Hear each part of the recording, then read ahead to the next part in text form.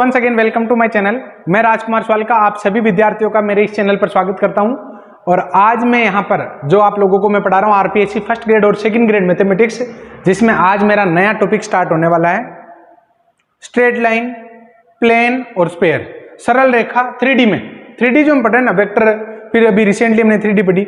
अब 3D में straight line की इक्वेशन कैसे लेते हैं, 3D में प्लेन की इक्वेशन कैसे लेते हैं, 3D में स्पेयर की इक्वेशन कैसे लेते हैं, ये सारी बातें आज हम डिस्कस करने वाले हैं। तो स्टूडेंट यहाँ पर लास्ट तक बने रहिए, क्योंकि आज का लेक्चर वेरी इंपॉर्टेंट होने वाला है।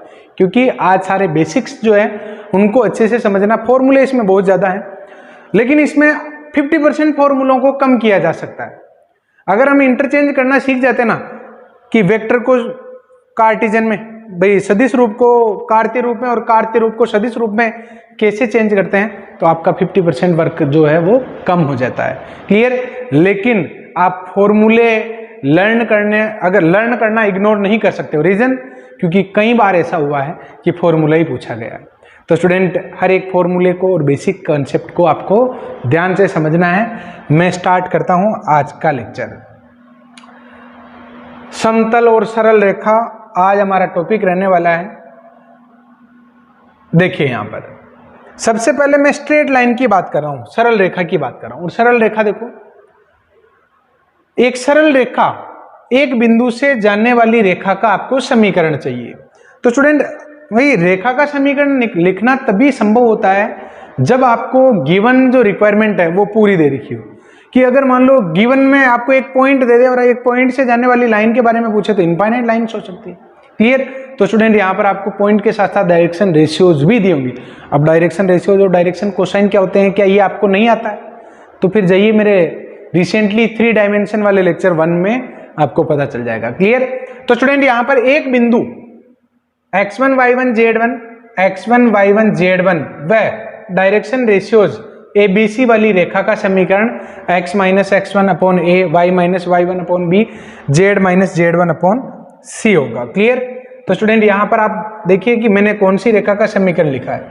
ये एक रेखा है L, जो एक पर्टिकुलर पॉइंट से जाती है x1, y1 और z1, और इसके डायरेक्शन रेशियोज a, b और c है। तब इस रेखा का समीकरण आपके सामने लिखा हो। क्लियर? अगला टॉपिक है, देखो एक सरल रेखा के बारे में जब भी हर एक पॉइंट के बारे में मैं क्या बात करूंगा, इसका सदिश रूप में समीकरण, इसका कार्तीय रूप में समीकरण, ये सदिश वाला फॉर्मूला, ये कार्तीय वाला फॉर्मूला। क्लियर? तो देखिए फिर यहां पर इसी का मैं सेकंड फॉर्मेट ले रहा हूं, जब एक बिंदु से जाने वाली वह सदिश बी के समानांतर रेखा का समीकरण चाहिए। देखिए यहां पर आप कि आपको इस रेखा का समीकरण निकालना है, इस रेखा का समीकरण निकालना है, और ये रेखा पर्टिकुलर एक पॉइंट ए से जाती है, इस पॉइंट से जाती है। ये पॉइंट सदिश दे रखा है, और जो हम रेखा निकालना चाहते हैं वो पर्टिकुलर इसके समानांतर है। ये इस बी सदिश के समानांतर है। हम इस रेखा का समीकरण निकालना चाहते हैं जो ए बिंदु से जाती है और बी के समानांतर है। तो इसका जो समीकरण है वो r बराबर a प्लस लेमडा बी होगा। ए पोजीशन किसके लिए? बिंदु के लिए। और लेमडा के जो मल्टीपल में होता ना, वो समानांतर उस दिशा में कौन सा सदिश है उसके लिए होगा। क्लियर? तो स्टूडेंट यही तो लिखा मैंने कि एक बिंदु ए से जाने वाली और बी के समानांतर रेखा का समीकरण r बराबर a प्लस लेमडा बी होगा। क्लियर? अब स्टूडेंट यहां पर मैं अक्षों के समीकरण की अगर बात करूं तो ये 3 डायमेंशन में आपके सामने एक डायग्राम बना रहा हूं।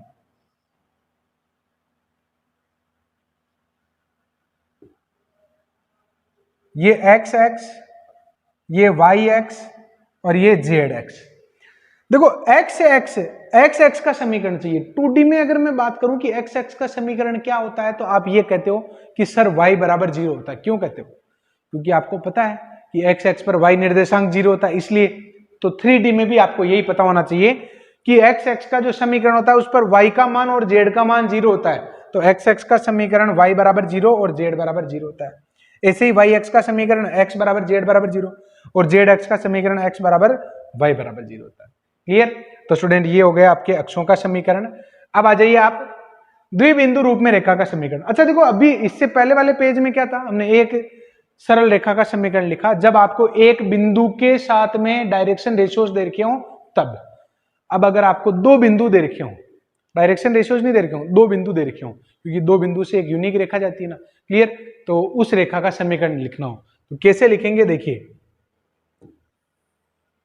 ये एक रेखा है जो एक बिंदु A जिसके निर्देशांक x1, y1, z1 और B जिसके निर्देशांक x2, y2 और z2 है कि द्विबिंदु रूप में रेखा का समीकरण लिखना है। और आपको दो बिंदु दे रखे हैं, a x1, y1, z1 और b x2, y2, z2, और आपको इस रेखा का समीकरण चाहिए। कैसे लिखोगे, तो इसका फॉर्मूला होगा x minus x1, y minus y1, z minus z1। ऊपर तो कोई भी एक बिंदु काम में ले लो और नीचे क्या आते हैं, डायरेक्शन रेशियोज। तो स्टूडेंट एक बात बताओ, दो बिंदु को मिलाने वाली रेखा के डायरेक्शन रेशियोज कैसे निकालते हैं, x2 minus x1, y2 minus y1, z2 minus z1। नीचे ABC आता है ना, डायरेक्शन रेशियोज। ये डायरेक्शन रेशियोज नहीं है तो क्या है, x2 minus x1, y2 minus y1 और z2 माइनस z1। क्लियर। ऐसे स्टूडेंट यहां पर सदिश रूप की अगर मैं बात करूं तो अगर आपको दो बिंदु दे रखे हो, जैसे इसका सदिश रूप में लिख देता हूं x1 i y1 j z1 के, x2 i z2 j और y2 j और z2 के, अगर ऐसे लिख देते हैं तो फिर सदिश रूप में सरल रेखा का समीकरण ऐसे लिखोगे आप। ये आपके ए बिंदु जिसका स्थिति सदिश दे रखा है और ये आपके बी बिंदु का स्थिति सदिश दे रखा है, तब आपको इस रेखा का समीकरण आर जो रेखा है, आर एक रिप्रेजेंटेशन है। आर का मतलब मैं आपको बता देता हूं, जब भी मुझे जरूरत पड़ेगी तो आर को एक्स आई प्लस वाई जे और प्लस में जेड के ये लिखूंगा। क्लियर। बाकी आर एक नोटेशन है, उसको आप आर ही समझे। तो आर बराबर ए प्लस लेमडा बी माइनस ए। अब अगर कोई ये पूछे कि सर यहाँ पर x2, y2 और z2 भी आ सकता है क्या, बिल्कुल आ सकता है। क्या यहाँ पर भी b आ सकता है क्या, तो बिल्कुल आ सकता है। क्लियर।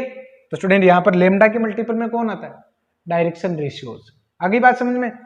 अब देखो मैं आपको ये कह रहा हूं कि अच्छा, बहुत सारे स्टूडेंट तो कंफ्यूज हो जाते हैं इसमें, सर इतने सारे फॉर्मूले भी याद होंगे, क्योंकि अभी 26 पेज है इसमें, हालांकि कम ही, एक पेज में बहुत ज्यादा नहीं लिखा है इसलिए 26 हो गए, लेकिन फिर भी बहुत सारे स्टूडेंट ये सोचते हैं कि सर इतना भी पढ़ सकते हैं क्या, एक बार में इतना हो जाएगा क्या। तो मैं आपको ये कह रहा हूं कि अगर आपको इंटरचेंज करना आता है, अगर आपको इंटरचेंज करना आता है तो आपका काम काफी आसान भी हो जाएगा। जैसा कि मैं एक एग्जांपल ले रहा हूं और एक रेखा आपको दे रखी है और इसका सदिश रूप लिखना है। क्लियर। तो स्टूडेंट कैसे लिखोगे सदिश रूप, तो देखो बिंदु का काम तो 1 1 3 करना ना, x minus x1, y minus y1, z minus z1। Clear. अगर मैं आपको ये कहूं कि ये रेखा किस बिंदु से जा रही है, तो बिंदु तो हो गया आपके 1 1 और 3, और रेखा के L के डायरेक्शन रेशियोज की अगर मैं बात करूं तो डायरेक्शन रेशियोज हो जाएंगे 2, -1 और 4। क्लियर। तो स्टूडेंट यानी आपको ये रेखा दे रखी है, ये रेखा दे रखी है जिसके डायरेक्शन रेशियोज आपको दे रखे हैं, और एक बिंदु दे रखा है A जिसके निर्देशांक 1 1 और 3 है, और डायरेक्शन रेशियोज आपको दे रखे हैं 2, -1 और 4। इसी को सदिश रूप में बदलना है, बहुत ज्यादा परेशान होने की जरूरत नहीं। देखिए आप कि इसको आप कैसे बदलेंगे। ये x1, y1 और ABC डायरेक्शन रेशियोज वाली रेखा है। क्लियर। और सदिश रूप में a प्लस लेमडा भी लिखते हैं। a का काम कौन करता है, a बिंदु होता है और b उस समानांतर सदिश, या फिर यूं कह सकते हो कि b क्या होता है, डायरेक्शन रेशियोज से बनने वाला सदिश। क्या कह रहा हूं मैं, a तो बिंदु होता है और b क्या होता है, डायरेक्शन रेशियोज से बनने वाला सदिश। तो देखिए ना फिर यहां पर कि बिंदु तो ये हो गया, तो आपके रेखा जो है वो इस प्रकार आ जाएगी, i plus j plus 3k, ये तो हो गया बिंदु, और प्लस में लेमडा इनटू डायरेक्शन रेशियो से बनने वाला सदिश 2i माइनस का j और प्लस का 4k। तो स्टूडेंट कुछ नहीं करना, बस आपको ये देखना कि यहाँ पर और यहाँ पर x y z के गुणांक अगर +1 हो देन ये तो b बनेगा, ये तो b बनेगा, और ऊपर वो बिंदु होगा। क्लियर। बढ़ो आगे। दो रेखाओं के बीच में आपको कोण निकालना भाई। ये एक रेखा है L1 और ये रेखा है आपके L2। L1 और L2 रेखा हो गई। क्लियर। अब इनके बीच में अगर आपको कोण निकालना है तो कैसे निकालोगे? ये L1 रेखा का कार्तीय रूप में ही लिख रहा हूं मैं और सदिश रूप में भी लिखूंगा, दोनों में ही बता रहा हूं। ये रेखा हो गई और ये रेखा हो गई। ध्यान रहे जब भी आपको कोई भी काम करना हो ये जरूर नोटिस कर लिया करो कि रेखा मानक रूप में है या नहीं। अब पूछो कि मानक रूप क्या होता है? मानक रूप का मेरा मतलब होता है कि एक्स वाई जेड जो ऊपर लिखे हैं ना उनके गुणांक +1 होने चाहिए। कई बार क्या होता है 2x - 1 ऐसे लिख देता है तो फिर 2 को नीचे भेजना पड़ता है। क्लियर। दोनों रेखाएं मानक रूप में है तो इनके बीच में कोण कैसे निकालते हैं? a1 a2 + b1 b2, यहां b1 कर लेना, a1 a2 + b1 b2 + c1 c2 upon में a1 square b1 square c1 square a2 square b2 square और c2 स्क्वायर। ये कोण हमने निकाला है थीटा। इन केस अगर मान लो L1 लंबवत होती है L2 के तो उस स्थिति में थीटा बराबर क्या होगा? 90 होगा। देखो मैथ्स में थोड़ा सा टाइपिंग मुश्किल रहता है, ये क्यों नहीं है थीटा समझे आप इसको। थीटा बराबर 90 होगा और उस स्थिति में आपकी क्या हो जाएगा? a1 a2 + b1 b2 + c1 c2 बराबर 0। क्लियर। यानी जब दो रेखाएं अगर लंबवत होती है तो उनके डायरेक्शन रेशियोज के गुणा का योग 0 होना चाहिए। क्लियर। इसको भी आप लिख लें। और अगर मान लो पैरेलल हुई, L1 और L2 समानांतर होती है तो उस स्थिति में थीटा बराबर क्या हो जाएगा? 0 हो जाएगा। तो उस स्थिति में जो कंडीशन आती है वो इस प्रकार होती है a1 b1 c1 अपॉन में c1 अपॉन में a2 b2 और c2। आगे बात समझ में? यानी समानांतर होती है ना तो इनके डायरेक्शन रेशियोज का अनुपात बराबर होता है। ये पहले भी हमने किया था। अगला कॉन्सेप्ट है सदिश रूप में। ये कई काम मैं सदिश रूप में कर रहा हूं कि एक रेखा है आपके सामने ये और दूसरी रेखा ये। क्लियर। ये दोनों रेखाएं सदिश रूप में दे रखी इस बार और इनके बीच में कोण निकालना। कोई बात नहीं। देखिए अच्छा स्टूडेंट, अगर मान लो मैं ये कहूं कि ये L1 रेखा है और ये L2 रेखा है, अगर मैं आपको ये कहता हूं कि बताओ L1 की सीध में सदिश कौन सा है, L1 की दिशा वाला सदिश कौन सा है, तो आपका आंसर होना चाहिए सर ए तो बिंदु का काम करता है और ये B1 जो है वो समानांतर सदिश होता है। समानांतर सदिश तो इस दिशा में सदिश कौन है? इस दिशा में सदिश है आपके B सदिश, चाहे इधर हो चाहे इधर हो, लेकिन B1 सदिश है। ऐसे स्टूडेंट L2 रेखा की सीध में जो सदिश है वो कौन है? B2 होगा। तो आपको L1 और L2 के बीच में कोण निकालना है ना, तो L1 और L2 के बीच में कोण निकालो, चाहे B1 और B2 के बीच में कोण निकालो, बात बराबर ही होगा। तो स्टूडेंट यहाँ पर मैं जब कोण निकालूंगा ना cos थीटा, तो ये B1 और B2 का ही रोल होगा, ये तो बिंदु है, तो B1 dot B2 upon mode of B1 mode of B2। Again कि अगर मान लो L1 लंबवत होती है L2 के तो उस स्थिति में थीटा 90 होगा और थीटा अगर 90 है देन यहाँ पर स्टूडेंट B1 डॉट B2 बराबर आपकी क्या होगा? 0 होगा। और अगर मान लो L1 समानांतर होती है L2 के, उस स्थिति में थीटा बराबर 0 होगा और ये क्या होता है? B1 क्रॉस B2 बराबर 0 होगा, क्योंकि समानांतर सदिशों का क्रॉस प्रोडक्ट 0 होता है, लंबवत सदिशों का डॉट प्रोडक्ट 0 होता है। क्लियर। आगे आ जाइए आप। अगला सवाल, व्यापक समीकरण। समतल में आ जाता हूं। अब तक मैंने सरल रेखा का बेसिक इंट्रो लिया, एक बार वापस हम आ जाते हैं शुरू से। एक बिंदु के एक सरल रेखा का समीकरण चाहिए जिसका आपको एक बिंदु दे रखा हो और डायरेक्शन रेशियोज दे रखे हो, तो ये वाला समीकरण होगा। कि एक बिंदु दे रखा हो, डायरेक्शन रेशियोज दे रखा हो, तो ये समीकरण होगा। और सदिश रूप में लिखना हो तो ABC से बनने वाला सदिश तो B हो जाएगा और ये बिंदु सदिश रूप में लिख दो तो उसका समीकरण हो जाएगा आपकी A + λB। क्लियर। देन उसके बाद दो बिंदु की अगर मैं बात करूं तो द्विबिंदु रूप में x - x1 y - y1 z - z1 upon में डायरेक्शन रेशियोज। तो दो बिंदु को मिलाने वाली रेखा के डायरेक्शन रेशियोज हम कैसे निकालते हैं? तो डायरेक्शन रेशियोज हम निकालते हैं x2 - x1 y2 - y1 y2 - y1 z2 - z1। Clear. तो स्टूडेंट ये हो गया। अब सदिश रूप में अगर मैं बात करूं तो दो बिंदु से जानने वाली रेखा का अगर आपको समीकरण, दो बिंदु दे रखे। क्लियर। अगर मैं आपको ये कहूं कि बताओ इस रेखा की दिशा में सदिश कौन सा है, तो आपका आंसर होना चाहिए सर AB सदिश। AB सदिश अगर मान लो ये A है और अगर ये B है तो फिर ये AB सदिश कैसे निकालते हो आप? AB सदिश B माइनस A से ही तो निकालते हो। तो देखो ना, ये AB तो हो गया रेखा की दिशा में और कोई भी एक बिंदु उठा लो तो ए प्लस लेमडा बी माइनस ए। क्लियर? कॉन्सेप्ट समझो, आप रटने का प्रयास करो ही मत, कॉन्सेप्ट समझो। फॉर्मूले तो मैं याद करा दूंगा आपको अप्लाई करते करते, अभी याद नहीं हुआ तो अप्लाई करते करते याद करा दूंगा, लेकिन जो चीज मैं समझाना चाह रहा हूं इस पर आपका पूरा फोकस होना चाहिए, यही तो है नींव। क्लियर? तो आ जाओ फिर यहां पर एक एग्जाम्पल लिया था, दो रेखाओं के बीच में कोण निकालने का कार्तीय रूप में फॉर्मूला भी आपके सामने आ गया और सदिश रूप में भी फॉर्मूला आ गया। अब अगर कोई कहे कि सर मुझे तो ये फॉर्मूला बड़ा लग रहा है, तो कोई बात नहीं, मैंने इंटरचेंज करवाना भी आपको सिखा दिया, इंटरचेंज करवा लो आप। क्लियर? अब मैं बढ़ता हूं आगे, जिसमें मैं बात करने वाला हूं समतल की। तो स्टूडेंट समतल की अगर मैं बात करूं तो समतल का जो व्यापक समीकरण होता है वो आपके सामने लिखा हुआ है, A X plus B Y plus C Z plus D बराबर 0। ये एक समतल का समीकरण आपके सामने है। ये इस तरीके से मैं समतल बना रहा हूं। अच्छा, समतल लिमिटलेस होता भी, मैंने केवल ये बताने के लिए कि भाई ये समतल है, बाकी समतल सरल रेखा जैसे ही लिमिटलेस होता है। क्लियर?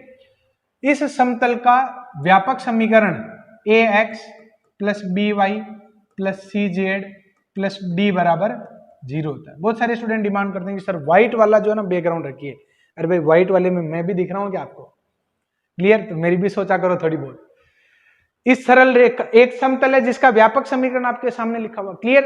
एक खास बात आप देखिए, और वो खास बात क्या है कि इसमें ये ए बी सी जो लिखे हुए ना, ए बी और सी, ये क्या होते हैं? तो ये अभिलंब के डायरेक्शन रेशियोज होते हैं, यानी एक रेखा जो इसके लंबवत है इसके डायरेक्शन रेशियोज होते हैं, ये अभिलंब हो गया। क्लियर? और इस अभिलंब के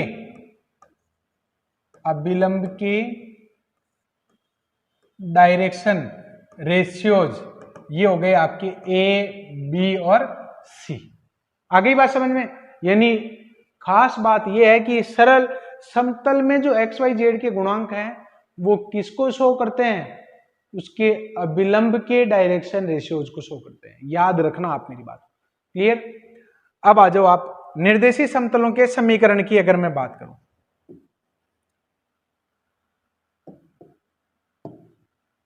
देखो ये एक्स एक्स हो गया, ये वाई एक्स हो गया, सॉरी ये तीनों एक्स हो गए कुल मिला के, ये एक्स एक्स वाई एक्स और ये जेड एक्स हो गया। अच्छा स्टूडेंट एक बात बताओ, ये कौन सा प्लेन है? एक्स वाई प्लेन, और एक्स वाई प्लेन में जेड निर्देशांक 0 होता है। क्लियर? ये वाई जेड प्लेन है और वाई जेड प्लेन में एक्स निर्देशांक 0 होता है, और एक्स जेड प्लेन में वाई बराबर क्या होता है? 0 होता है। तो स्टूडेंट इसकी समीकरण भी यही है, फिर एक्स वाई तल का समीकरण जेड बराबर 0, वाई जेड का एक्स बराबर 0 और एक्स जेड का वाई बराबर 0 हो गया। क्लियर? अब स्टूडेंट यहां पर आप आ जाइए कि व्यापक समीकरण तो आपकी हेल्प करेगा, लेकिन व्यापक समीकरण हर एक जो आंसर आता है ना वो व्यापक में आता है, लेकिन जब आपको समतल का समीकरण निकालने की बारी आती है तो आपको क्या क्या चीजें दी हुई होती है कि भाई पहला समतल का समीकरण आपको इस प्रकार निकालना है कि एक बिंदु से जाने वाला समतल चाहिए। तो स्टूडेंट अगर मैं आपको ये कहूं कि एक बिंदु से कितने समतल जा सकते हैं, तो ये उंगली का जो टॉप हिस्सा ना ये एक बिंदु का काम कर रहा है, एक ये समतल, ये सारे बहुत सारे समतल हो सकते हैं एक बिंदु से, यानी एक बिंदु से तो काम नहीं चलेगा। अगर इसको रोकना है तो एक हिंट और देना पड़ेगा, और वो हिंट इस प्रकार है कि इस बिंदु से तो जाना चाहिए और इस पेन के लंबवत होना चाहिए, फिर आप इसको रोटेट नहीं करवा सकते, क्योंकि रोटेट करोगे तो लंबवत नहीं रहेगा। क्लियर? तो स्टूडेंट यहां पर आपको यही तो दे रखा है कि एक बिंदु x1 y1 z1 तथा अभिलंब के डायरेक्शन रेशियोज अगर आपको एबीसी दे रखे हो तो उस समतल का समीकरण आपको निकालना है। यानी स्टूडेंट आपको एक इस समतल का समीकरण चाहिए, इस समतल का आपको समीकरण चाहिए, और इसमें आपको एक बिंदु दे रखा है x1 y1 और z1, और इसके अभिलंब, ये जो अभिलंब है इसके डायरेक्शन रेशियोज दे रखे हैं। अभिलंब के डायरेक्शन रेशियोज आपको क्या दे रखे हैं? एबीसी। तब आपके फॉर्मूला क्या होगा? इस समतल का फॉर्मूला ये P है, और इसका फॉर्मूला आपके ये हो जाएगा a x minus x1 plus b y minus y1 plus c z minus z1। Clear? तो ये समतल का एक बिंदु और अभिलंब के डायरेक्शन रेशियो दे रखे हो तब की बात है। आगे देखिए, अब अगर आपको दो बिंदु दे रखे हो कि दो बिंदुओं से जाने वाला समतल, तो दो बिंदु ये रहे, केवल दो बिंदु से काम नहीं चलेगा, दो बिंदु से देखो ये बहुत सारे मूवमेंट पॉसिबल है, तो दो बिंदु से, लेकिन तीन बिंदु दे दे तो अब आप इसको रोटेट नहीं करवा सकते। अगर आप इसको हिलाते हो ना तो दूसरा बिंदु हट जाएगा। क्लियर? तो तीन बिंदु से एक समतल ही जाता है, तब तो हमें समीकरण निकालना पड़ेगा। तो स्टूडेंट तीन बिंदु से जाने वाला समतल का समीकरण केवल कार्तीय रूप में ही मैं लिख रहा हूं, और ये है x minus x1 y minus y1 z minus z1 upon x2 minus x1 y2 minus y1 upon नहीं डिटरमिनेंट आपके सामने लिखा। क्लियर? अब आगे देखिए आप, अभिलंब रूप में समतल का समीकरण चाहिए, वेरी इंपॉर्टेंट है ये वाला। अभिलंब रूप में समतल का समीकरण कैसे निकालेंगे? देखो, यदि समतल के अभिलंब के डायरेक्शन कोसाइन आपको दे रखे हो एलएमएन, डायरेक्शन कोसाइन आपको दे रखी हो एलएमएन, तथा मूल बिंदु से समतल पर डाले गए लंब की लंबाई क्या दे रखी हो? पी। ध्यान से देखना, इसका डायग्राम मैं समझा देता हूं।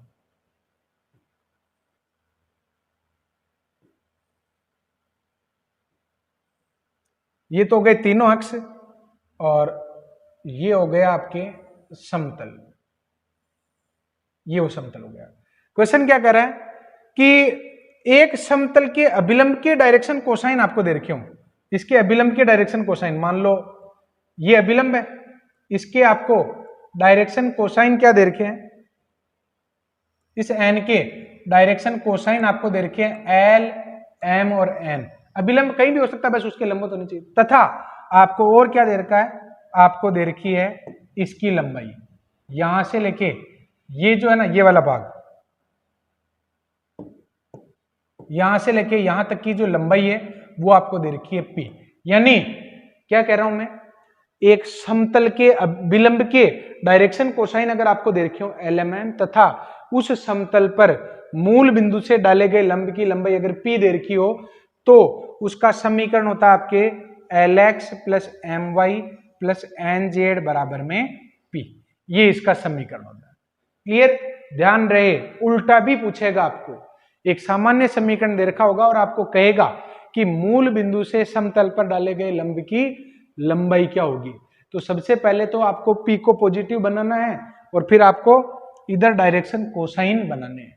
तो आपको क्या करना पड़ेगा? Under root A square plus B square plus C square से डिवाइड करवा देना, आ जाएगा सब कुछ समझ में। सुनते रहो मेरी बातों को। क्लियर? प्रवचन चल रहे हैं, सुनते रहो बस। एक नोट देखिए आप, सामान्य समतल A X plus B Y plus C Z plus D, अगर ये आपको दे रखा और ये कहे कि इसको आप इस लंब रूप में बदलो, तो आपको क्या करना पड़ेगा? डी को राइट साइड में लेना है, लेकिन ध्यान रखना कि डी का चिन्ह पॉजिटिव होना चाहिए। अगर मान लो +2 उधर जाएगा तो -2 हो जाएगा, तो फिर माइनस को तो इधर शिफ्ट कर देना। क्लियर? उसके बाद आपको क्या करना है? Under root A square plus B square का भाग दे देना है, फिर इसके बाद ये लंब रूप में आ जाएगा। आगे बात समझ में? देखिए फिर अगला नेक्स्ट है कि सदिश रूप में एक समतल के अभिलंब के अनुदिश, ये कहीं अभी जो मैंने ये वाला लिखा है ना, ये कहीं ये कार्तीय रूप में था, अभिलंब रूप कार्तीय रूप में था, अब मैं सदिश रूप में लिख रहा हूं। और सदिश रूप में है कि यदि समतल के अभिलंब के अनुदिश इकाई सदिश एन केप हो, एन केप हो, ये नहीं एन केप हो, तथा मूल बिंदु से लंब की लंबाई पी हो, तो आर डॉट एन केप बराबर पी इसका फॉर्मूला होता है। तो स्टूडेंट इसका भी डायग्राम मैं बना देता हूं।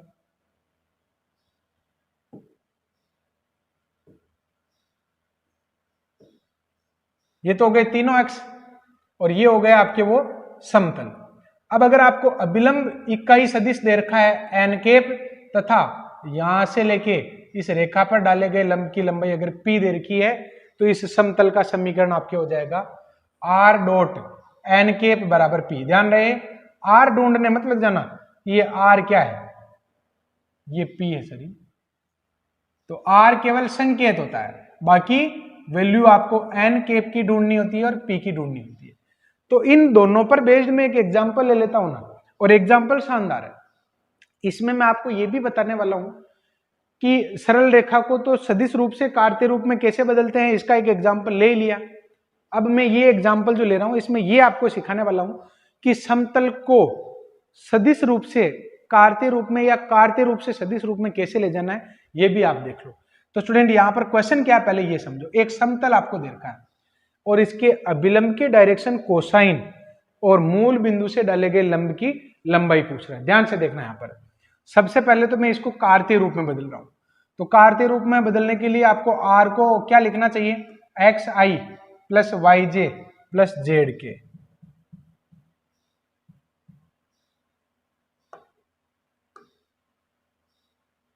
देखो सिंस आर क्या होता है आपकी एक्स आई प्लस वाई जे और प्लस में जेड के, ये होता ना।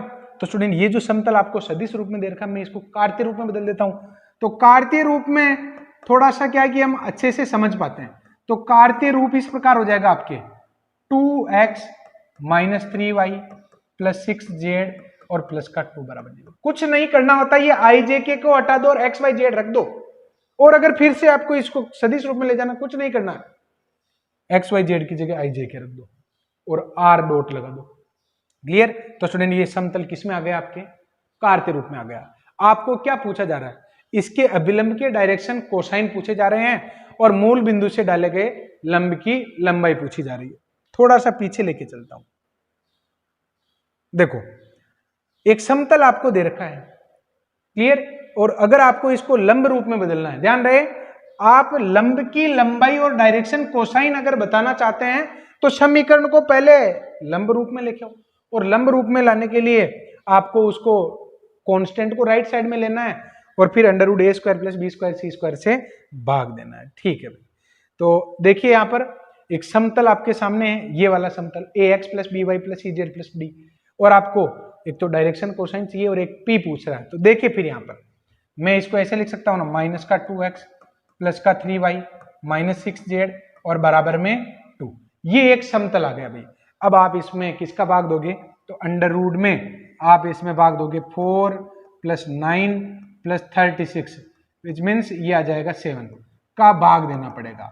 अगर आप इसका भाग देते हो तो ये आ जाएगा माइनस का 2/7x प्लस का 3/7y माइनस का 6/7z और बराबर में 2/7, जो Lx plus My plus Nz बराबर P रूप में है। क्लियर। इस रूप में हमने बदल दिया, लंब रूप में बदल दिया।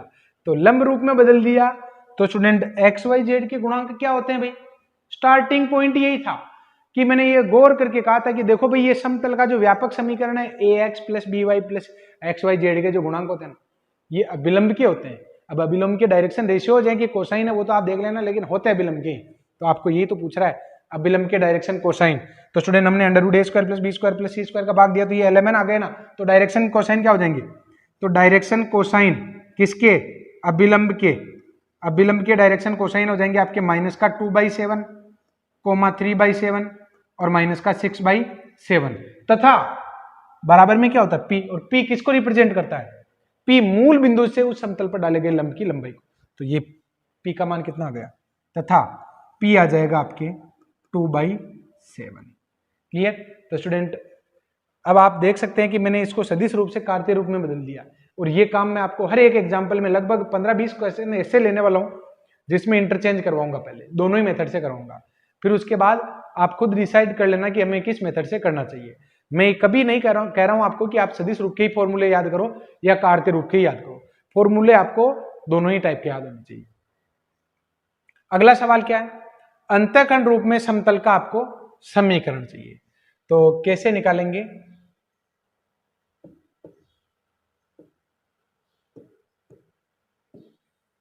ये तीनों x हो गए, ये तो हो गए आपके तीनों x। अब स्टूडेंट यहां पर आप देखिए कि एक समतल की हम बात कर रहे हैं, और ये समतल क्या करता है, ये मान लो x x है, ये y x है और ये z x है। ये समतल आपको दिखाई दे रहा होगा। क्लियर। अंतःखंड रूप में समतल का समीकरण चाहिए। एक समतल आपको दिखाई दे रहा होगा जो अक्षों को ABC पर काटता है। क्लियर। अगर मैं ये कहूं कि ये अंतःखंड A है, ये अंतःखंड B है और ये अंतःखंड C है, तो इस समतल का समीकरण x/a y/b z/c बराबर 1 लिखा जाता है। याद करिए हमने 2D जब शुरुआत की थी तो अंतःखंड रूप में सरल रेखा का समीकरण इस प्रकार लिखा था x/a प्लस y/b बराबर में 1, इस प्रकार लिखा था। क्लियर? तो 3D में हम प्लेन की इक्वेशन लिख सकते हैं अंतःकरण रूप में x upon a plus Y upon B plus Z upon C बराबर 1। क्लियर? तो स्टूडेंट यहां पर इसकी नीड नहीं है।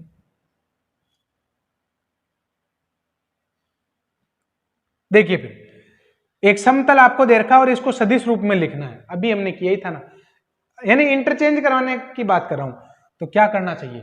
कुछ नहीं करना चाहिए, ये 2i plus 3j minus 4k और बराबर में आ जाएगा आपके 12।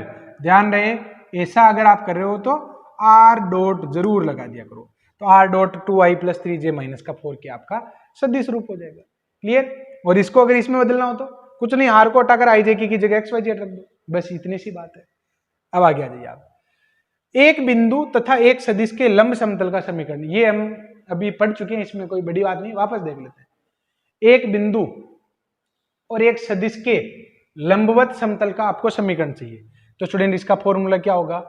एक बिंदु आपको दे रखा है A, इससे जाने वाले और n के लंबवत, n के लंब समतल का समीकरण, इसका फॉर्मूला हो जाएगा आपके r minus A dot N, r minus A dot N. Clear? तीन बिंदु से जाने वाले समतल का समीकरण चाहिए। अब अगर आपको याद है तो आप कहोगे कि सर तीन बिंदु से जाने वाले समतल का समीकरण तो हमने लिख लिया, तो बिल्कुल यही फॉर्मूला है। ये कार्तीय रूप में था जो मेरी नजर में ज्यादा आसान है, दिखने में थोड़ा सा बड़ा है। क्लियर? अभी हम हैं इस जगह, तीन बिंदु के आपको स्थिति सदिश देती। अरे भाई मैं कह रहा हूं कि अगर आपको ये कह दूं कि ए बिंदु आई जे और के है, आई प्लस जे प्लस के है। क्लियर? आई प्लस जे और प्लस के है, तो क्या बिंदु रूप कार्तीय रूप में 1 1 1 नहीं लिख सकते हो क्या? तो बदल दिया ना हमने कार्तीय रूप में, फिर वो वाला फॉर्मूला काम आ जाएगा बिल्कुल। क्लियर? तो भी हमें फॉर्मूला याद करना है कि आपको तीन बिंदु दे रखे हैं ए बी सी, इनसे जाने वाले समतल का समीकरण चाहिए। तो आर डॉट ए, यहां तो क्रॉस है, A B cross A C, R minus A dot A B cross A C, या फिर ए बी को मैं बी माइनस ए और ए सी को सी माइनस ए लिख सकता हूं ना। तो इसी फॉर्मूले का नया रूप आपके सामने ये वाला है, R dot A cross B plus B cross C plus C cross A बराबर box product of A B C. Clear? तो ये तीन बिंदु से जाने वाले समतल का समीकरण होगा। अब एक बिंदु से जाने वाले तथा L1 और L2 के डायरेक्शन रेशियोज दे रखे हो अगर आपको, तो उसका समीकरण आपको निकालना। लाइन पूरी नहीं लिखी हुई है, मैं जो बोल रहा हूं ना उसको आप देखना। ये एक प्लेन में आपके सामने बना रहा हूं, ये प्लेन है,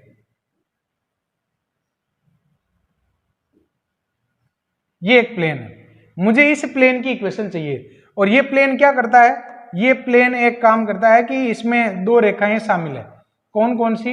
इसमें एक तो पूरी की पूरी L1 रेखा को अंतर्विष्ट करता है और एक पूरी की पूरी L2 रेखा को, जरूरी नहीं कि समानांतर हो, आप ऐसे भी बना सकते हैं, L2 रेखा को अंतर्विष्ट करता हो।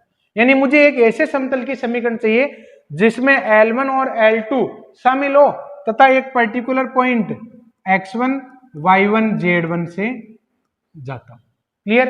तब इस P प्लेन की इक्वेशन आपको ऐसे लिखनी है, P समतल का समीकरण x minus x1 y minus y1 z minus z1 तथा L1 रेखा के इसके डायरेक्शन रेशियोज हमें दे ही रखे होंगे, A1 B1 C1 और इसके A2 B2 और C2, B2 और C2। तो इस तरीके से, इस फॉर्मूले से आप उस समतल का समीकरण निकाल लोगे। क्लियर? ध्यान रहे स्टूडेंट, जब हम क्वेश्चन करेंगे ना, और क्योंकि अब तो देखो ये पीपीटी के रूप में चल रहा है, जब मैं बड़े बोर्ड पर, व्हाइट बोर्ड पर पढ़ाता हूं ना, तो सारे कॉन्सेप्ट क्या कि बने रहते हैं, स्टेबल रहते हैं। यहाँ तो नेक्स्ट स्क्रीन पर चले नहीं कि पुराना वाला थोड़ा सा क्या कि पीछे दिख जाता है कि अच्छा वो पुराना हो गया। तो बहुत ज्यादा सावधानी रखने की आवश्यकता है। मैं प्रयास कर रहा हूं कि आप लोगों को हर एक टॉपिक की पीडीएफ भी अवेलेबल करूं, लेकिन इसमें थोड़ा सा मुझे समय लग रहा है, और समय भी बहुत ज्यादा नहीं, 2-5 दिन में आपको जितनी भी डिजिटल बोर्ड पर मैंने अब तक जो कंटेंट पढ़ाया उन सब की पीडीएफ आपको अवेलेबल करवा दूंगा। क्लियर, काम बहुत ज्यादा है, टीम बहुत छोटी है, इसलिए थोड़ा सा समय लगता है, लेकिन आप लोगों के लिए कुछ बेहतर करना है, इस वजह से मेरा पूरा फोकस इस पर रहता है। एक और बात मैं आपको कह देता हूं कि जो आप तांडव बैच में जो आरके क्लासेज ऐप है उसमें जो स्टूडेंट पढ़ रहे हैं उसमें 11th-12th का कंटेंट मैं यूट्यूब पर डेली अपडेट करता हूं। उसमें मैं इसलिए डेली अपडेट नहीं कर पा रहा हूं क्योंकि मुझे लगता है कि आप यूट्यूब से भी देख सकते हैं, बाकी ग्रेजुएशन का कंटेंट उसमें डेली अपडेट होता है और वो चीजें आपको वहां पर पूरी अवेलेबल है।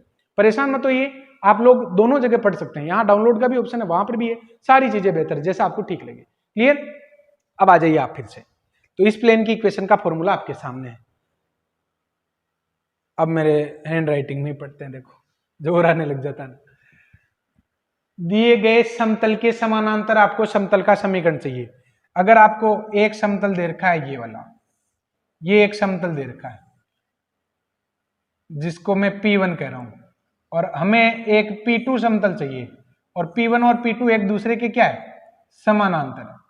तो P1 का समीकरण तो आपके ax plus by plus cz plus d हो, तो तथा इसके समानांतर P2 समतल का समीकरण चाहिए। तो P1 और P2 में x y z के गुणांक तो वो क्यों ही रहेंगे, और d वाला पार्ट चेंज हो जाएगा। रेखाओं में भी ऐसा ही था, दो समांतर रेखाओं में x y के गुणांक वो क्या हुए रहते हैं, कांस्टेंट चेंज होता है, समतल में भी यही। क्लियर। अब स्टूडेंट अगर ये दोनों समतल समानांतर है तो दो समतलों के प्रतिच्छेद से जाने वाले समतल का समीकरण चाहिए। अच्छा स्टूडेंट, ये देख पा रहे हैं ना आप, नीचे भी एक समतल है और यहां भी एक समतल है, मुझे एक तीसरे समतल की जरूरत है, और वो तीसरा समतल क्या करता है, इनके प्रतिच्छेद से जाता है। ये देखो, ये दोनों पेज जो ये नीचे और ये वाला ये कट रहे हैं ना, इनके प्रतिच्छेद से जाने वाला ये समतल है, मुझे इसका समीकरण चाहिए। तो स्टूडेंट इसका समीकरण, ये तो बहुत सारे समतल हो सकते हैं, तो ठीक है, ये P1 का काम कर रहा है ये वाला, ये P2 का काम कर रहा है, मुझे P3 की समीकरण चाहिए। तो P3 का समीकरण होगा P1 plus lambda P2। Clear. तो स्टूडेंट ये आपके हो जाएगा दो समतलों के प्रतिच्छेद से जाने वाले समतल का समीकरण P1 और P2 के प्रतिच्छेद से जाने वाले P3 समतल का समीकरण P1 प्लस लेमडा P2 होगा। क्लियर। तो स्टूडेंट ये हो गया आपके फॉर्मूला। अब आ जाइए आप, दो समतलों के बीच में कोण कैसे निकालते हैं, वेरी इंपॉर्टेंट है।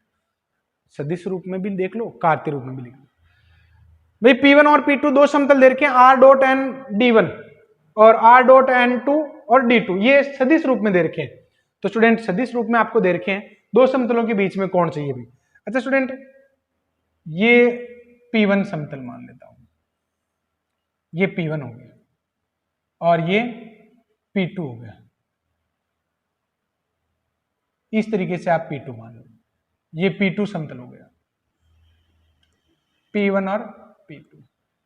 अच्छा स्टूडेंट एक बात देखो आप, मैं अगर आपको ये कहता हूं कि ये दो समतल, इनके बीच में कोण निकालना है, ये ऐसे कोण निकालना है, तो इसमें एक कंफ्यूजन है। कंफ्यूजन ये है कि बहुत सारे स्टूडेंट कोण नापे कैसे, भाई किस तरीके से आप इसमें चेक कर सकते हैं, क्योंकि ये ऐसे सीधे सीधे ही कटे, ऐसा जरूरी नहीं, ये टफ नहीं है, थोड़ा सा टफ होना चाहिए। अगर इनके बीच में कोण निकालना है, कोई तो ऐसे नाप रहा है, कोई ऐसे नाप रहा है, कोई ऐसे, तो इसमें कोई तो सिमिलरिटी होनी चाहिए ना। तो स्टूडेंट फिर कैसे निकालेंगे, ये P1 समतल है जिसके लंबवत है N1 और P2 के लंबवत कोण N2, तो इन दोनों के बीच में कोण नहीं निकाल के अगर मैं N1 और N2 के बीच में कोण निकाल लेता हूं तो वो भी तो बात बराबर ही है। तो स्टूडेंट बिल्कुल ऐसा ही करना है हमें कि ये तो P1 समतल का अभिलंब और ये P2 समतल का अभिलंब। क्लियर। तो ये तो है आपके N1 और ये है आपके N2, तो P1 और P2 के बीच में कोण निकालना है, तो आपको क्या करना है, N1 और N2 के बीच में कोण निकाल लो, काम हो जाएगा। जैसा कि यहाँ पर लिखा हुआ है, तो P1 और P2 के बीच में कोण N1 dot N2 upon mod of N1 N2। Clear. और अगर कार्तीय रूप में दे रखा हो A1x B1y C1z D1 A2x B2x C2 D2, clear, तो cos थीटा का formula A1 A2 B1 B2 C1 C2 upon under root आपके सामने लिखा हो। क्लियर। अब अगर P1 और P2 लंबवत है, सोचो ये P1 समतल है और ये P2 समतल है, ये तो P1 और ये P2, तो P1 का जो अभिलंब होगा ना, ये P1 का अभिलंब और ये P2 का अभिलंब। तो एक बात बताओ, ये P1 का अभिलंब है N1 और ये P2 का अभिलंब है N2। जब P1 और P2 लंबवत होंगे तो N1 और N2 भी तो लंबवत होंगे, तो N1 और N2 भी लंबवत होंगे, तो N1 डॉट N2 दो सदिश लंबवत होते हैं तो उनके डॉट प्रोडक्ट 0 होता है। क्लियर। ऐसे ही स्टूडेंट अगर दो समतल लंबवत हुए तो उनके डायरेक्शन रेशियोज का गुणा भी क्या होगा, आपके अभिलंब के डायरेक्शन रेशियोज का गुणा भी क्या होगा, 0 होगा। क्लियर। अब आ जाइए आप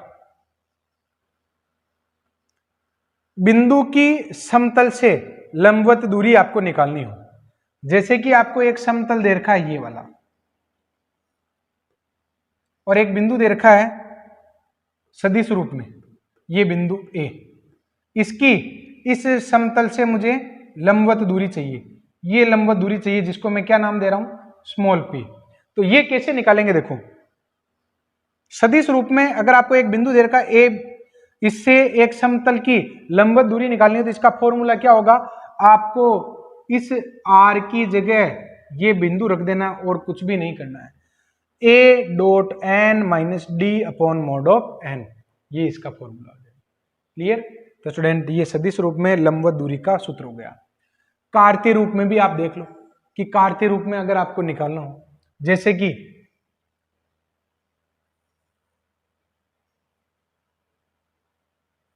ये आपके एक समतल हो गया,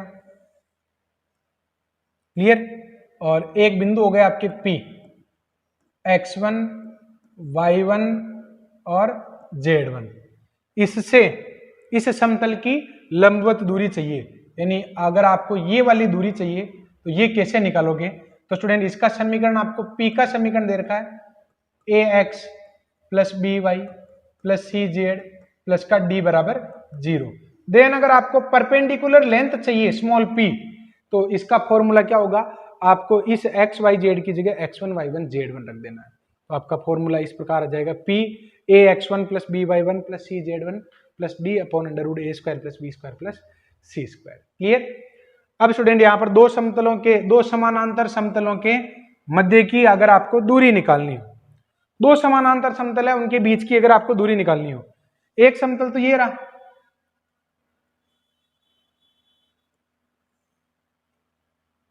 are dot N one, R dot N बराबर d1 और आर डॉट एन बराबर d2, आर डॉट एन बराबर d2।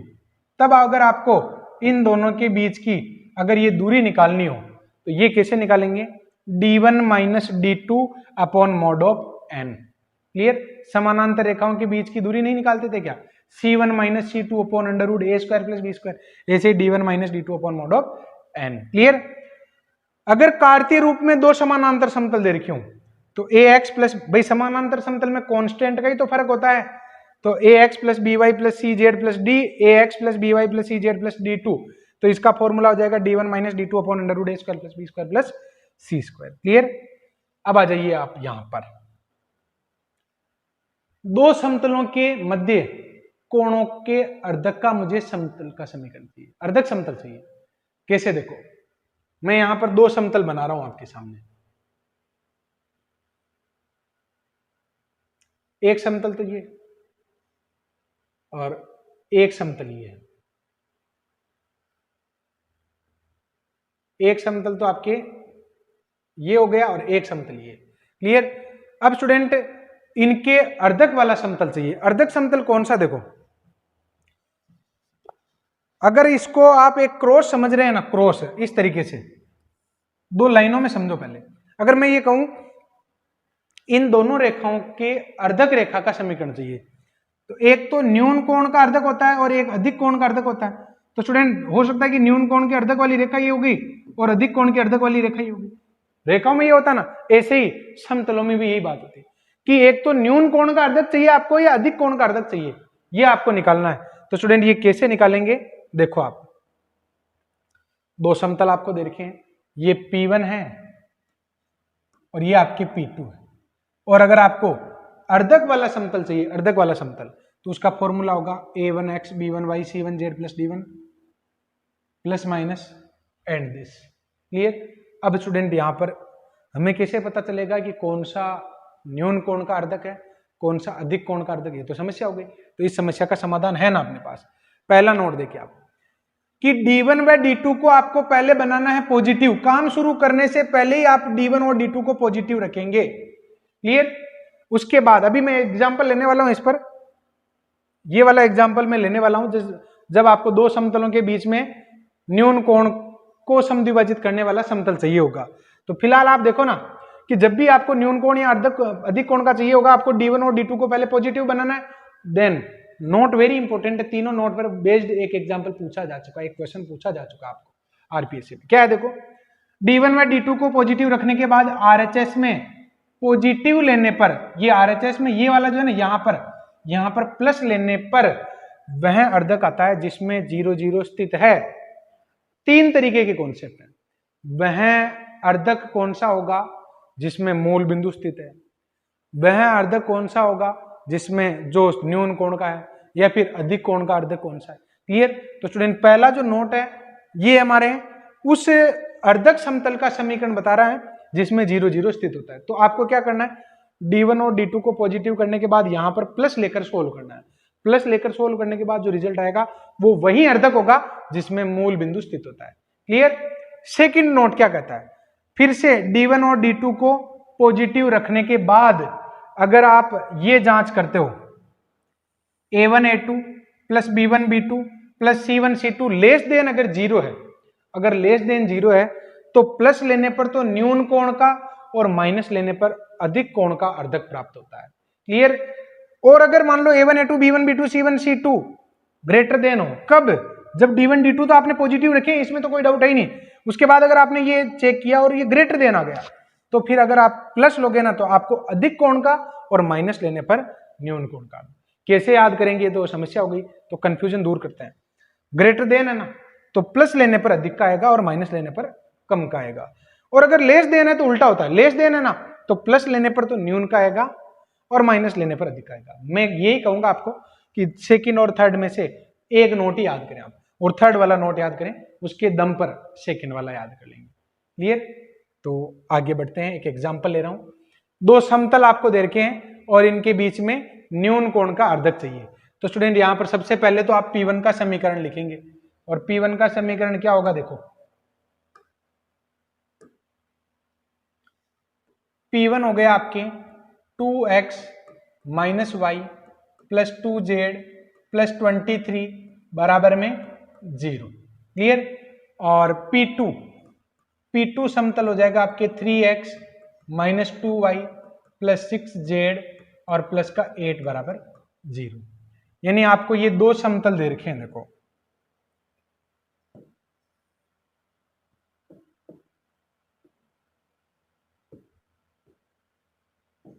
ये आपको दो समतल इस प्रकार दे रखे हैं। एक समतल तो ये है और एक समतल आपके ये वाला हो जाएगा।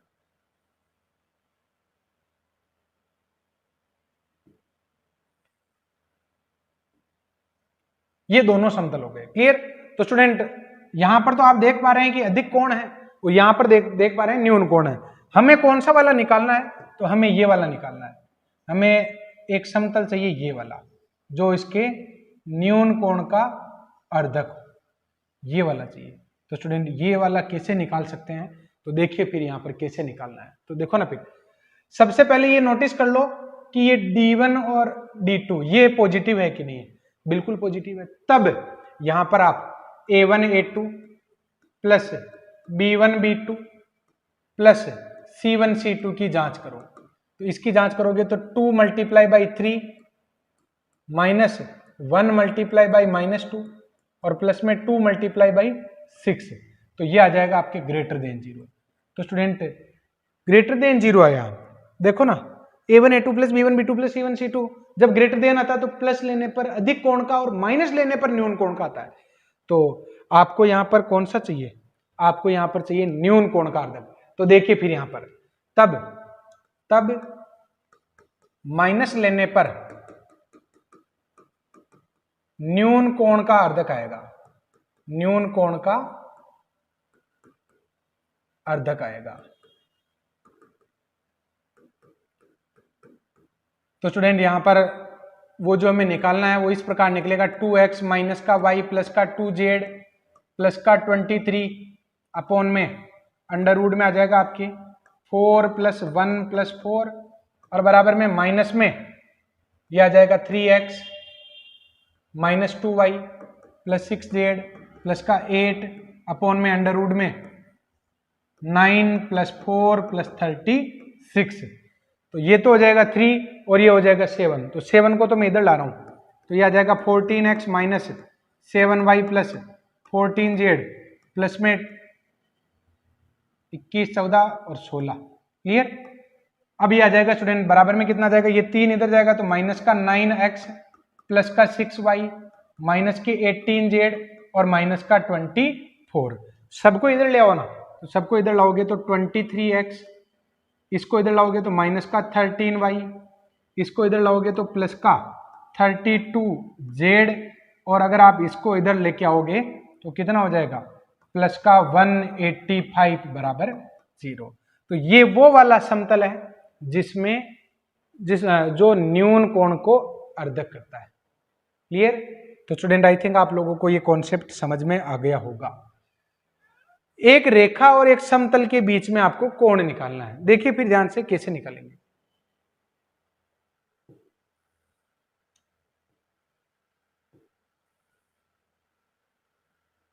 ये तो हो गया आपके एक समतल और एक रेखा मैं बना देता हूं इस प्रकार। मान लो ये कोई रेखा है, ये कोई रेखा है L और ये आपके समतल है P। इन दोनों के बीच में आपको कोण चाहिए। अब बहुत सारे स्टूडेंट तो ये सोच रहे होंगे कि ये तो कटे तो है ही नहीं, तो कटना तो जरूरी था। अरे भाई रेखा और ये क्या होते हैं, लिमिटलेस होते हैं, इसलिए इस बात की परवाह करने की आपको आवश्यकता नहीं है कि कटेंगे कि नहीं कटेंगे। फिर भी हमारी संतुष्टि के लिए हम ये काटता हुआ बता देते हैं। अब तो काट रही है ना। तो स्टूडेंट ये L रेखा है और ये P समतल है और दोनों के बीच में कोण निकालना है। तो एक समस्या है देखो, और वो समस्या क्या है, ये समतल है और ये रेखा है, दोनों काट रही है, दोनों के बीच में कोण निकालो। अब देखो एक दिक्कत है, कोई तो इधर से नाप रहा है, कोई उधर से, कोई पीछे से, कोई मतलब एक यूनिक आंसर आ ही नहीं पा रहा है। सब अपनी, कोई उधर बैठा है तो उधर से नाप रहा है, कोई इधर बैठा है तो छोटा वाला नाप रहा है, कोई उधर बैठा है तो उस सीट से नाप लिया। क्लियर। तो स्टूडेंट ये तो सबके आंसर अलग अलग होंगे। तो इसी बात को ध्यान में रखते हुए फिर हमने एक डिसीजन लिया कि भाई अगर आपको इसके और इसके बीच में कोण निकालना हो तो आप ये वाला काम मत करिए, आप एक काम ये कर सकते हैं। देखो कैसे, यहां पर एक अभिलंब, ये क्या है, ये अभिलंब है, मुझे कोण तो ये वाला चाहिए, कोण तो ये चाहिए, लेकिन मैं इस समतल का अभिलंब भी तो देख पा रहा हूं n, तो मैं अभिलंब और इस रेखा के बीच में कोण निकालने वाला हूं। तो स्टूडेंट अगर ये थीटा है तो ये कितना हो जाएगा भाई 90 माइनस थीटा। ध्यान से देखना यहां पर r बराबर a प्लस लेमडा बी, तो r बराबर a प्लस लेमडा बी, तो इसकी दिशा में सदिश तो कौन हो गया b, और सदिश कौन हो गया r डॉट n बराबर d, ये समतल का समीकरण हो गया। तो स्टूडेंट इसके और इसके बीच में कोण निकाल लेते हैं। ये तो हो गया आपके b सदिश और इधर हो जाएगा आपके n सदिश। दोनों के, दो सदिशों के बीच में कोण कैसे निकालते, दो सदिशों के, ये आएगा आपके कोस 90 माइनस थीटा बराबर b dot n upon mode of b mode of n। ऐसे तो निकालते, लगाते तो कोस ही है। ये बात अलग है कि कोस 90 माइनस थीटा किस में चेंज हो जाता है, साइन थीटा में। तो b dot n upon mode b mode n। Clear. अब देखिए यहां पर इंपॉर्टेंट कंडीशन। अच्छा देखो, दो रेखाएं लंबवत होती है ना, तो क्या होता है, उनके डायरेक्शन रेशियोज का डॉट प्रोडक्ट 0 होता है। दो रेखाएं, दो समतल लंबवत होते हैं तब भी उनके डायरेक्शन रेशियोज का डॉट प्रोडक्ट क्या होता है, या दोनों डायरेक्शन रेशियोज का गुणा क्या होता है, 0। लेकिन अगर एक रेखा और एक समतल अगर लंबवत है, देखिए यहां पर यदि L और P समानांतर है, L और P का मतलब प्लेन, दोनों समानांतर है। कैसे, ये तो हो गए आपके प्लेन और ये हो गई आपकी वो रेखा, ये L और ये P। अगर दोनों समानांतर है तो उस स्थिति में क्या होगा, देखो इस P का जो अभिलंब होगा ना, ये P का अभिलंब n, ये इस L के लंबवत होगा कि नहीं होगा, डेफिनेटली होगा। अरे भाई देखो ना, P और L अगर समानांतर है तो फिर P का जो अभिलंब है n, वो तो इस रेखा के लंबवत हुआ ना। तो देखिए फिर यहाँ पर इस रेखा, इस दिशा में सदिश कौन है? बी है। तो बी और एन सदिश लंबवत नहीं हो गए क्या? तो बी डॉट एन बराबर 0 आएगा। क्लियर? और एक और बात, एल और अगर पी लंबवत है, ये तो आपके समतल, ये तो हो गए आपके समतल, और ये हो गई आपकी वो रेखा, कौन सी वाली? एल रेखा, और ये हो गया पी समतल। तो स्टूडेंट अगर मैं आपको ये कहूं कि पी रेखा और समतल लंबवत है, तो बताओ समतल का जो अभिलंब है, समतल का जो अभिलंब है एन, क्या वो एल के समानांतर नहीं हो जाएगा? अरे भाई जब समतल और रेखा लंबवत हैं तो समतल का तो अभिलंब और वो रेखा समानांतर होंगी, और समानांतर होती है तो फिर क्या होता है? उनका क्रॉस प्रोडक्ट 0 होगा, क्योंकि एल की दिशा में तो कौन है? बी है, और इस दिशा में कौन है? दो सदिश अगर समानांतर होते हैं तो उनके क्रॉस प्रोडक्ट का और क्या लेते हैं हम? 0 के बराबर लेते हैं। ये तो रेखा और समतल के बीच कोण हमने कब निकाला? जब वो सदिश रूप में दे रखे हो। क्लियर? अब आ जाइए आप कार्तीय रूप में, अगर आपको समतल दे रखा हो, एक रेखा दे रखी हो और एक समतल दे रखा हो, तो उनके बीच में कोण कैसे निकालोगे? L A M B plus N C upon में L square plus M square plus N square और A square plus B square plus C square, ये फॉर्मूला हो जाएगा। अगेन अगर एल और पी लंबवत है, अगर एल और पी लंबवत है तो थीटा बराबर क्या होगा आपके? अगर समानांतर है तो थीटा बराबर 0 होगा, और थीटा बराबर 0 रखोगे तो ये 0 हो जाएगा, L A plus M B plus N C बराबर 0। और अगर एल और पी लंबवत है तो फिर L upon A M upon B N upon C होगा। क्लियर? अगला देखिए आप, अब आगे जैसे जैसे मैं बढ़ रहा हूं ना, वेरी इंपॉर्टेंट आते जा रहे हैं। अभी शॉर्टेस्ट डिस्टेंस आएगा। देखो अभी मैं बात कर रहा हूं कि एक पर्टिकुलर पॉइंट दे रखा है और इस एक एल रेखा से मुझे इसकी लंबवत दूरी चाहिए। लंबवत दूरी कौन सी है? पीएम। तो इसको सरल करने के लिए, वैसे मैं ये नहीं कर रहा हूं कि फॉर्मूला याद करना चाहिए, कोई जरूरत नहीं, बेसिक पार्ट से ही करवा दूंगा, लेकिन फिर भी हम देख लेते हैं कि क्या फॉर्मूला है। इस P बिंदु से इस L रेखा की लंबवत दूरी यानी PM अगर आपको चाहिए तो स्टूडेंट कैसे निकालोगे? तो आपको एक रेखा दे रखी है x minus x1 y minus y1 z minus z।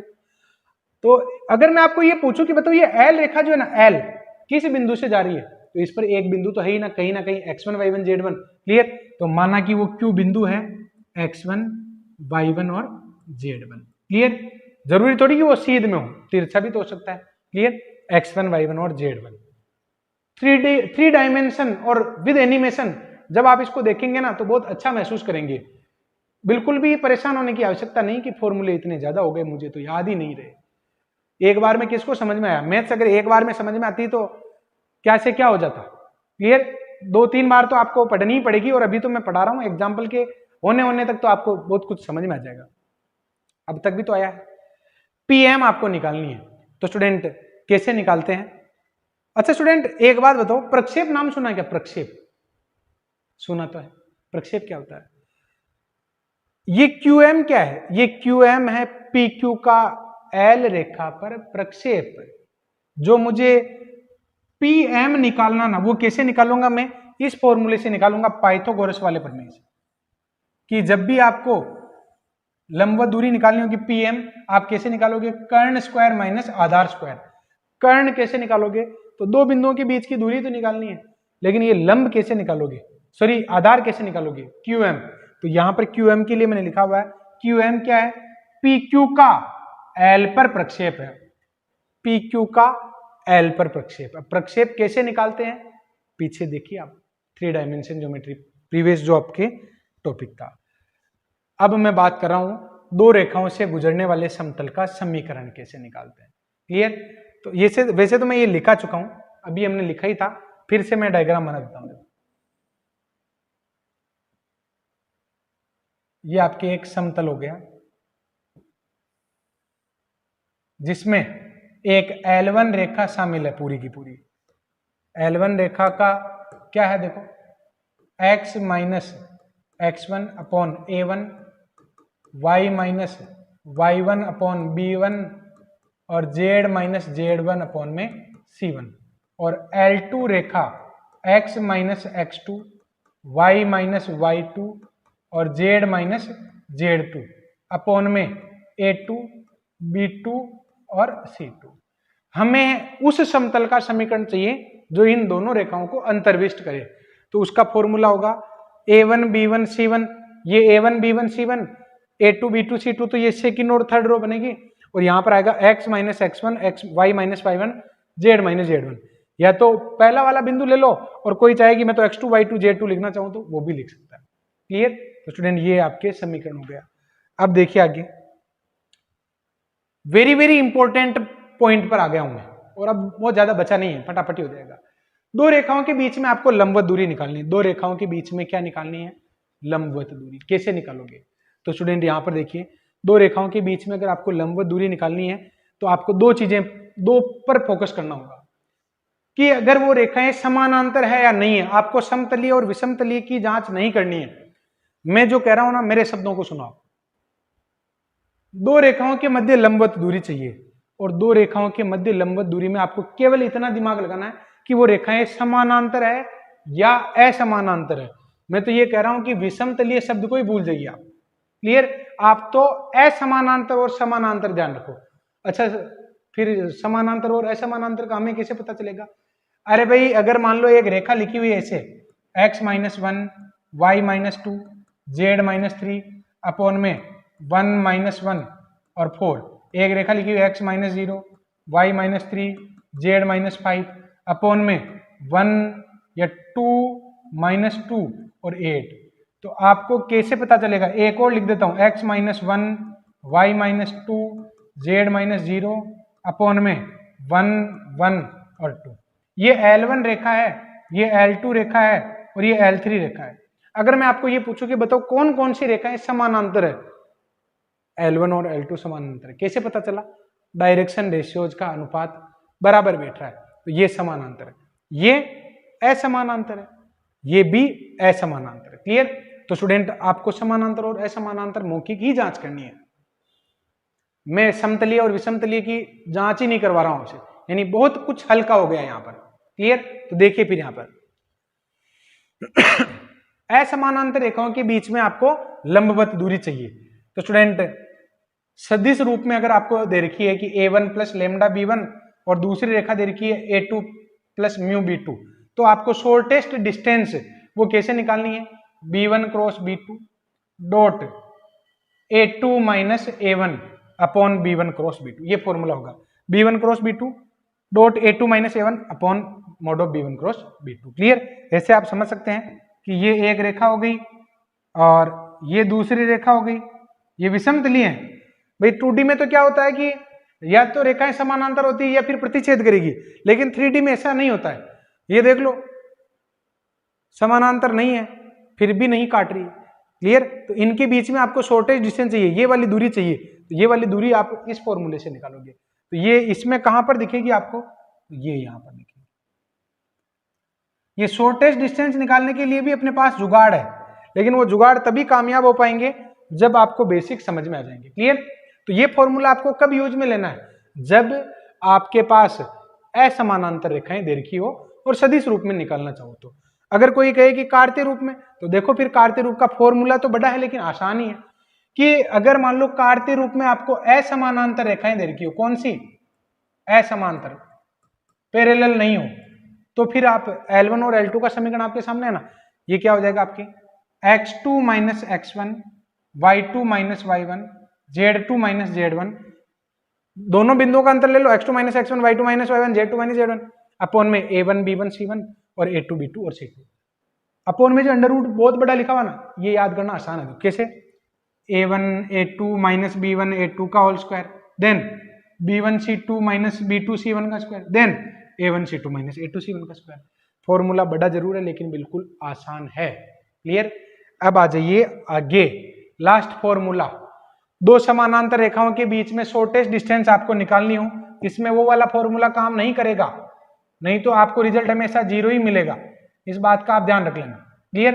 तो ये L1 रेखा है और इसका मैं सदिश रूप वाला फॉर्मूला ही लिखा रहा हूं, कार्तीय रूप वाला फॉर्मूला नहीं लिखा रहा हूं। मैं आपको ये भी कह रहा हूं कि मैं आपको बिना फॉर्मूले की भी क्वेश्चन करवाऊंगा इतने बड़े बड़े फॉर्मूले में। क्लियर? 2-2 3-3 मेथड में आपको अवेलेबल करवाने का प्रयास करूंगा।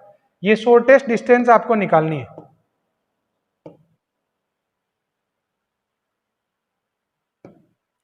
ये वाली डिस्टेंस, इसको हम कहते हैं शॉर्टेस्ट डिस्टेंस।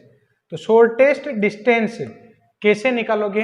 तो इसका फॉर्मूला देखो, दो समानांतर रेखाएं a1 प्लस लेमडा बी और a2 प्लस लेमडा बी।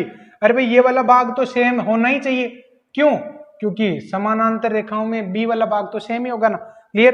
तो स्टूडेंट ये आपके सामने a1 प्लस लेमडा बी और a2 प्लस लेमडा बी दो रेखाएं लिखी हुई समानांतर, उनके बीच में शॉर्टेस्ट डिस्टेंस कैसे निकालोगे? b cross, not dot, cross a2 minus a1 upon mode of b, इसका फॉर्मूला होगा। क्लियर? तो स्टूडेंट ये आपके फॉर्मूले हो गए सारे। अब आपको नेक्स्ट लेक्चर में एग्जाम्पल करवाए जाएंगे, ध्यान रहे आप इन सबको लिख लीजिए एक बार, और अब और एक पेज या दो पेज छोड़ दीजिए, क्योंकि और भी बहुत सारी चीजें आने वाली है। क्लियर? तो स्टूडेंट ये थी अपने आज इंट्रोडक्शन वाली क्लास, मैं इसको और ज्यादा नहीं खींच रहा हूं। मैं उम्मीद करता हूं कि आप इनको एक बार जरूर पीछे ले जाकर दोबारा सुनेंगे और आप खुद भी पढ़ने का प्रयास करेंगे। क्लियर? खुद पढ़ोगे तभी काम चलेगा। मैं कितना ही पढ़ा दूं उससे उतना ज्यादा फायदा नहीं मिलेगा जितना ज्यादा कि आप मेरे पढ़ाने के बाद अगर खुद पढ़ते हैं तो। क्लियर? तो स्टूडेंट मिलते हैं नेक्स्ट लेक्चर में इसके फर्स्ट एग्जांपल से ही। क्लियर? और बहुत ही बेहतरीन ढंग से मैं आपको उसमें भी समझाने का प्रयास करूंगा और एनिमेशन भी मैं काम में लूंगा। एनिमेशन आपकी क्लियरिटी को बहुत अच्छा कर देंगे। तो मिलते हैं नेक्स्ट लेक्चर में, तब तक के लिए जय हिंद, जय भारत।